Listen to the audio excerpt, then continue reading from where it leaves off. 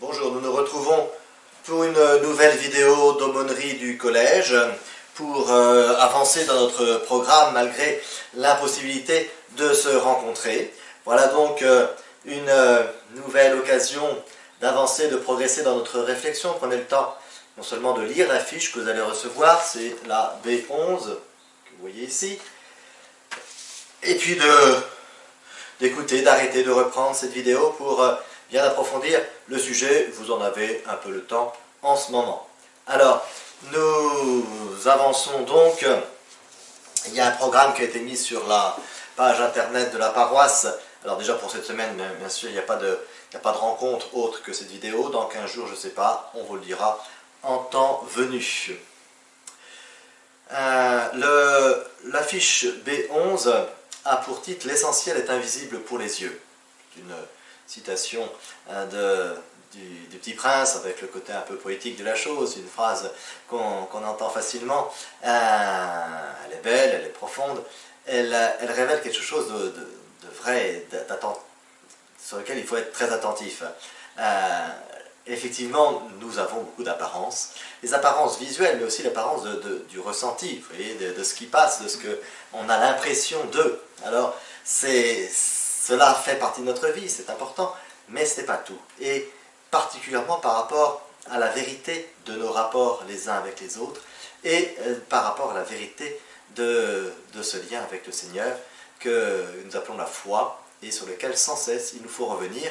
Et justement la phrase de départ, l'interrogation de départ de cette fiche, c'est l'expérience d'une jeune fille qui vient d'être confirmée. Ça a été le cas pour plusieurs d'entre vous récemment, ce sera le cas pour les autres l'année prochaine. Et cette jeune fille nous dit dans l'introduction de cette fiche que cette confirmation, elle n'a pas ressenti grand chose. Alors il y a un petit côté de déception, c'est une belle cérémonie, tout ce qu'on veut, mais au niveau du ressenti, une petite déception. Alors c'est important de comprendre que ce qui s'est réalisé dans le sacrement, pour elle, pour vous, pour chacun d'entre nous, non seulement pour la confirmation, mais pour les autres sacrements, dans cette relation entre elle et Dieu, eh bien ce n'est pas simplement ce qu'elle a eu l'impression de fait. Pour la plupart d'entre vous, vous avez été baptisé bébé, l'impression, elle vous est très étrangère, l'impression que vous avez pu avoir sur le moment, à l'époque. Et pourtant, au-delà, bien au-delà de l'impression passagère, la réalité du sacrement, c'est la présence de Dieu, le don de Dieu qui nous est offert. Alors il faut revenir sans cesse sur cela, dépasser les apparences qui sont utiles, qui font partie de notre vie, sur lesquelles eh bien, il nous faut aussi savoir pouvoir nous reposer un peu, mais en même temps rechercher toujours plus profond, plus loin. La fiche nous parle de cela à travers l'expérience de Dieu. On nous parle du prophète Élie. On avait été un petit peu vite peut-être sur ce thème en 3e année de catéchisme. Élie, c'est le prophète dont on avait parlé pour sa réaction contre les prophètes de Baal, et il avait organisé un sacrifice, si vous vous souvenez, pour révéler le vrai Dieu, celui qui allait accepter les sacrifices des taureaux immolés face aux faux prophètes de Baal. Élie, c'est aussi celui qui partira sur son char de feu à la fin de sa vie. Eh bien, il y a un autre passage de la vie d'Élie, c'est un moment où il est très fatigué de ne pas être entendu et reconnu à travers le message de Dieu qu'il apporte aux hommes qui l'entourent. Eh bien, il est même persécuté et il a envie d'arrêter tout cela. Et Dieu l'envoie pour une dernière rencontre avec lui. Il l'envoie sur la montagne sainte, et là il attend Dieu. Il attend la manifestation de Dieu. Vient un ouragan terrible, puis un tremblement de terre, puis un feu, et à chaque fois il se dit voilà, Dieu est là, et non. Dieu n'est pas dans ces événements un peu extraordinaires qui excitent un peu des fois notre curiosité, qui font que nous allons rechercher les choses. Dieu est là, sera là pour Élie dans la brise légère, ce qui est sans insignifiant aux yeux des hommes et qui sera l'essentiel pour lui et qui lui permettra de recevoir le message de Dieu, qui l'enverra en mission une nouvelle fois. Eh bien, Dieu est là pour nous dans notre messe du dimanche. Chaque dimanche, à chaque fois que nous allons à l'église, Dieu est là, au-delà de l'impression. Il peut faire froid, ça peut nous sembler long, ça peut nous sembler très beau, au contraire, et puis d'autres fois, ça passera très vite. Mais peu importe, c'est pas ça l'essentiel. Il faut essayer l'extérieur, que l'apparence nous aide, bien sûr, à aller plus loin, mais la raison pour laquelle nous nous retrouvons, la raison pour laquelle nous allons, c'est que le Seigneur est là dans le mystère de sa messe pour nous, pour venir en nous. Alors, c'est essentiel qu'il nous faut découvrir souvent, bien souvent, au-delà des apparences. Avec peut-être les apparences, mais bien au-delà. C'est vrai dans notre relation à Dieu, ça va être vrai donc pour les sacrements. On le dit là de la confirmation, de la messe, de la confession aussi. L'impression d'être pardonné, ça peut être le cas, mais des fois c'est pas forcément le cas, mais il y a une certitude. À travers le sacrement, il y a une certitude. C'est ça que le Seigneur a voulu en instituant les sacrements, c'est qu'on ne soit pas simplement dans l'image, dans l'idée de ce qu'il va faire pour nous, mais qu'on ait cette certitude au-delà de l'impression qu'on peut avoir sur le moment. Si je me suis confessé d'une manière qui est respectueuse de la forme qui m'est demandée, si j'ai vraiment le regret de mes fautes, si j'ai essayé de dire toutes les fautes dont je me souviens, dont j'ai mémoire, eh bien le Seigneur m'a donné son pardon à travers l'absolution du prêtre. C'est une certitude, peu importe l'impression que j'en ai. L'Eucharistie, à partir du moment où la messe est célébrée, c'est le corps du Christ qui est là, et il faut que je le reçoive de la manière la plus digne possible, et je suis sûr que Dieu est là en moi. Dans la confirmation, je reçois la confirmation, bien sûr, bien au-delà de l'impression du moment, puisque de toute façon, c'est la grâce que m'a donnée pour toute ma vie. L'Esprit Saint sera cette force d'amour en moi pour toute ma vie.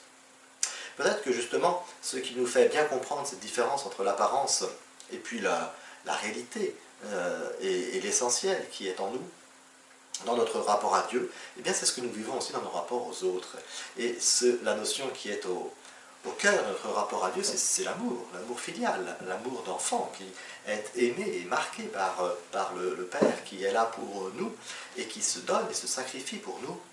Et eh bien on a quelque chose de cela dans le rapport familial déjà, et puis dans nos rapports les uns avec les autres. On sait qu'on est aimé par nos parents. Alors, on a du mal à le comprendre sur le moment, quand c'est le moment de la punition, parce que ça nous est désagréable dans l'apparence. Mais fondamentalement, nous savons que la motivation de cette punition que parfois nous pouvons recevoir, elle est l'importance que nous avons pour les parents, et donc l'amour qu'ils ont pour nous, le don qu'ils expriment pour chacun d'entre nous.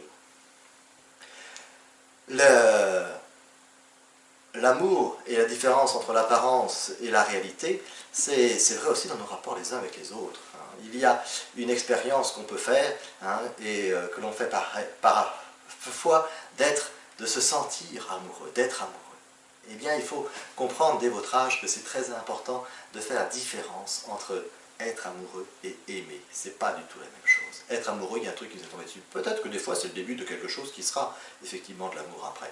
Mais bien souvent, c'est quelque chose qui n'est pas raisonné et qui est simplement une impression, qui est simplement quelque chose qui exalte les sens qui sont les miens. Alors que l'amour c'est quelque chose qui va être réfléchi, qui va être pesé, qui va m'inviter à donner, à être disponible pour l'autre. Alors bien sûr qu'il y a des sentiments, il y a des choses qui m'aident à être disponible, qui m'aident à me donner, mais la force de l'amour, c'est d'abord de passer par ma raison et ma volonté. Et puis d'aider et de guider et de discerner ce que je ressens, les sentiments qui passent. Si j'aime uniquement sur le registre des sentiments, je suis sûr de me casser la figure d'une manière ou d'une autre, dans un moment ou un autre. Ça, c'est certain, parce que le sentiment, c'est un peu, on va penser à du sable mouvant. Un sable mouvant, je ne peux pas construire dessus, c'est pas solide. Là encore, l'apparence, c'est une image qu'on retrouve dans l'Évangile, c'est la construction, la maison. Voilà, ce qui fait la solidité d'une maison, c'est ses fondations, et c'est ce qui ne se voit pas. C'est ce qui ne se voit pas, et c'est pourtant l'essentiel. Alors, soyons attentifs à ça, notre foi nous oblige à ça. C'est important dans nos rapports les uns avec les autres de savoir qu'il y a plus que l'apparence, et de le vivre en cohérence avec cela. Parce que dans les interrogations qu'on peut recevoir, tiens, tu crois pas, qu'est-ce qui est important pour toi, ben voilà, c'est pas simplement l'impression que j'ai. Je ne crois pas parce que j'ai une bonne impression vis-à-vis de Dieu. Je ne crois pas, je ne suis pas contre la foi parce que j'ai une mauvaise impression vis-à-vis de Dieu. Voilà. C'est plus que ça, c'est plus que ça. Et il va falloir pouvoir le découvrir pour en témoigner et appuyer sa vie et sa foi sur des éléments solides et pas simplement sur des impressions qui pourraient passer ou sur des ressentiments positifs ou négatifs vis-à-vis de telle personne, de telle situation, de telle occasion. Alors que nous puissions avancer d'une manière vraie, profonde, d'enraciner notre vie. Et la foi, c'est l'élément essentiel qui nous permettra d'enraciner notre vie et d'enraciner tous les éléments de nos expériences, de notre vie. Alors, nous avons pour cela aussi un exemple qu'on reprend souvent, qui était évoqué dans votre fiche à travers le voilier. Vous voyez, le voilier, c'est l'exemple qu'on prend pour la confirmation. La brise légère, des lits tout à l'heure, eh bien, cette brise légère, c'est l'image de l'action de Dieu pour nous. C'est-à-dire que dans le mouvement du voilier, il y a bien sûr l'importance du vent, mais pas que. Mais pas que. Il y a aussi le skipper qui va régler ses voiles, qui va faire en sorte que son bateau va pouvoir prendre le vent et l'utiliser, ce vent. Et s'il y a une course de voilier, eh bien, il y a le même vent pour tout le monde, et chacun va essayer de le prendre d'une manière ou d'une autre pour l'emporter. Eh bien, entre Dieu et nous, il y a ce grand équilibre qu'il faut retrouver sans cesse, entre la grâce de Dieu qui est donnée, et puis notre vie, avec notre manière de recevoir cette grâce et d'en faire quelque chose. Dieu nous donnera le bonheur éternel, nous donnera la réussite profonde de ce que nous faisons, dans la condition où nous l'acceptons, nous l'accueillons, ce don de Dieu. C'est lui qui fait, mais pas sans nous. Voilà ce qu'il faut toujours avoir à l'esprit. Et le voilier, c'est une bonne image qui nous rappelle toujours cela. Il faut que le skipper puisse bien l'utiliser. Ça, c'est ce qu'on appelle l'équilibre entre la grâce, ce qui vient de Dieu, et la nature. C'est nous. La nature, c'est... Alors la nature, ça se travaille. La nature, ça se travaille. Il faut prendre des habitudes, il faut réfléchir, il faut vouloir, il faut avoir de la volonté. Voilà, ça, tout ne se fait pas comme ça, sans rien. Et tout ce qu'on veut faire de grand et de beau dans une vie se fait à travers un effort. À un moment ou à un autre, il faut qu'il y ait cet effort, c'est nécessaire. Alors, mais en même temps, l'effort, lorsqu'il est appuyé sur de bonnes habitudes, sur des bons principes, sur des références fortes, eh bien, il va devenir quelque chose de beaucoup plus facile d'une certaine manière. Alors, que nous puissions être attentifs à cela. Ma nature, c'est moi, c'est ce que je fais, c'est ce que je peux faire, c'est ce dont je suis capable, c'est toutes les capacités, les compétences qui sont en moi, mais que j'ai à développer. Et puis, tout cela s'ouvre à la grâce de Dieu. D'où l'importance des sacrements, vous voyez. Ça ne suffit pas de vouloir faire bien, il faut aussi recevoir de Dieu. Ça ne suffit pas d'attendre que Dieu fasse tout, il faut aussi vouloir faire bien. Il y a les deux. D'où l'importance de ces sacrements qui sont vraiment la réunion entre la grâce de Dieu et puis le signe visible, ce qui est constatable, ce qu'on voit dans chaque sacrement. Il y a quelque chose de tout à fait accessible, naturel, et en même temps derrière cela, à travers cela, il y a la présence et la force d'amour de Dieu. Alors que nous puissions faire ce lien sans cesse et ne pas oublier ce passage qui, par la prière, par les sacrements, par les bonnes actions que je dois aux autres, ce passage qui m'ouvre à la grâce de Dieu. Et c'est important de faire attention parce que vous voyez, il n'y a pas un résultat immédiat. Et facilement dans notre vie, on cherche des résultats immédiats. Je vais faire ça parce que. Je vais faire ça parce que je fais tel effort, mais je veux ça tout de suite derrière. La grâce de Dieu, c'est un travail de long profondeur, un travail en profondeur, un travail de long terme. Alors il faut laisser du temps aux choses et il faut mieux ne pas attendre tout de suite le résultat parce qu'il sera encore plus beau que ce qu'on voudrait, que ce qu'on aurait imaginé, ce résultat, mais à condition d'avoir vraiment fait confiance au Seigneur. Je prie, j'attends quelque chose des fois de ma prière, je ne l'ai pas, mais tant pis, je continue, je persévère. Et je sais que ça sera donné, d'une manière ou d'une autre, dans un temps ou un autre, mais ça sera donné. Dieu écoute toujours la prière de son enfant. Alors je suis persévérant, c'est important de ne pas être dans l'instant. Là encore, ça serait de l'apparence, ça serait simplement attendre ce qui est visible. Je dois entrer dans une habitude bonne qui va m'aider à m'ouvrir à la grâce de Dieu. Et au cœur de ces habitudes bonnes, eh bien c'est la messe. Nous avons au début de cette fiche, les 11, les témoins d'hier. Les témoins d'hier, c'est une rencontre qui est racontée dans l'Évangile, qui était la rencontre de dimanche dernier. Dimanche dernier, à la messe, l'Évangile, c'était les pèlerins d'Emmaüs. Nous sommes au soir de Pâques. Jésus est ressuscité, mais les apôtres n'en sont pas encore convaincus. Les disciples, les proches, tout ça, tout non plus. Il y a 2 de ses proches, 2 disciples qui rentrent chez eux. Voilà, ils sont déçus. Tout ce qu'ils avaient mis comme espoir, comme espérance en Jésus est retombé parce que Jésus s'est laissé attraper, s'est laissé faire souffrir, s'est laissé mourir et il n'a rien fait. Voilà.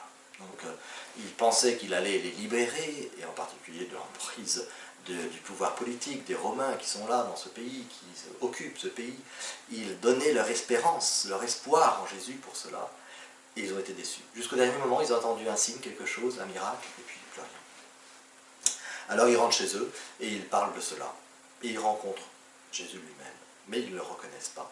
Et ils vont parler avec lui. Ils vont cheminer avec lui. Ils vont apprécier celui qu'ils voient comme un étranger. Et ils vont l'apprécier tellement qu'ils vont l'inviter le soir. Oui, mais donc il y a tout ce cheminement où, pourtant Jésus leur explique tout. Ils ont tout compris d'une certaine manière. Mais ça n'a pas suffi. Il y a un déclic qui ne s'est pas fait. Ils ont compris des choses, mais il leur manque la grâce. C'est comme le skipper qui serait super au point, qui serait le meilleur skipper du monde, mais il n'y a pas de vent. Il n'y a pas de vent, il n'y a pas de grâce. Alors le vent, Jésus va leur donner, au cours de ce repas du soir, où ils l'ont invité, il va faire le signe de la messe. Il ne va pas faire la messe, mais juste le signe. Il prend le pain et le rond et leur donne. Et à travers ce signe, ils reconnaissent justement la source de la grâce. Ils disent c'est là, hein, et c'est Jésus. Et s'il disparaît devant eux, c'est pas grave, parce qu'ils savent qu'il est présent autrement maintenant. À la messe, on ne le voit pas physiquement, et pourtant on sait qu'il est présent. C'est ce qu'ont compris les disciples d'Emmaüs au geste de la fraction du pain. Et ça a tout changé. Ils sont repartis vers Jérusalem. Jérusalem, c'est le symbole du royaume de Dieu. Ils repartent vers ce royaume de Dieu. Ils mettent leur vie dans le bon sens. Voilà. Ils avaient tout compris, ils faisaient les choses bien, mais il manquait le déclic, il manquait la grâce, il manquait la présence de Jésus. Et bien cette présence, c'est la messe qui nous la donne. C'est pour ça, hein, le lien entre ce qu'on fait, le bien, les efforts, de bien situer sa vie, tout ça c'est important.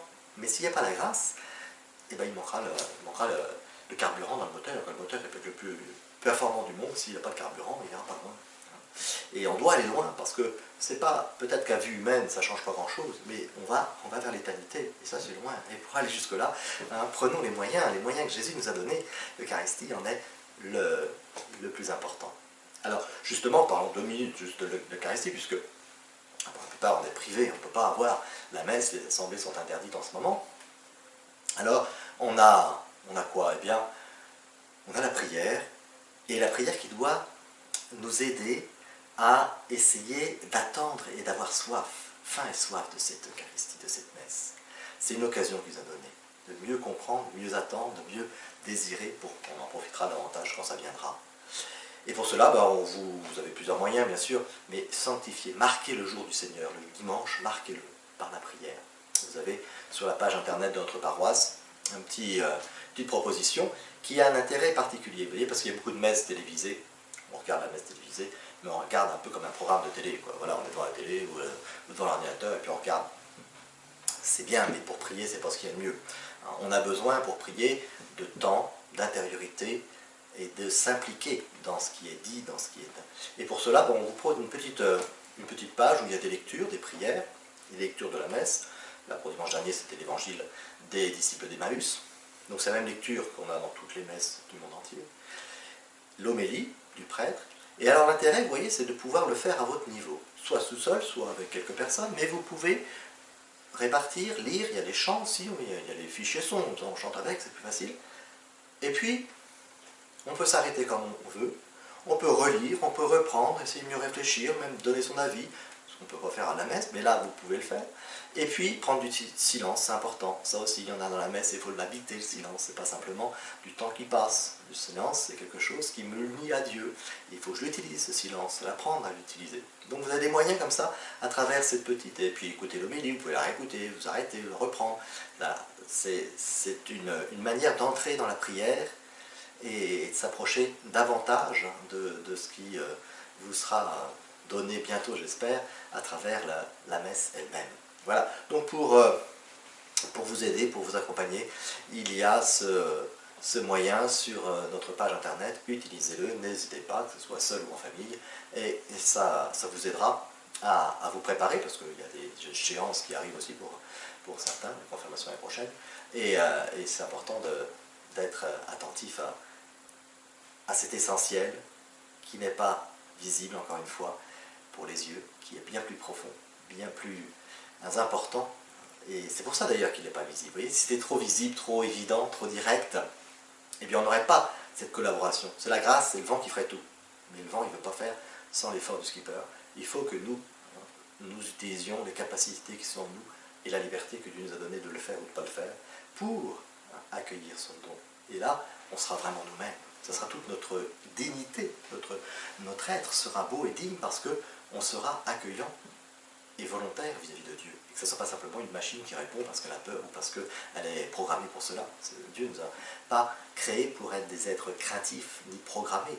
Il nous a créés pour être des êtres libres, aimants et qui choisissent par eux-mêmes le meilleur chemin. Alors, je vous le souhaite bien sûr, et puis on continue de s'accompagner sur ce chemin. Nous restons unis par la prière régulière et à la prochaine fois, soit véritablement dans nos salles de caté, soit en vidéo. Mais à bientôt, au revoir.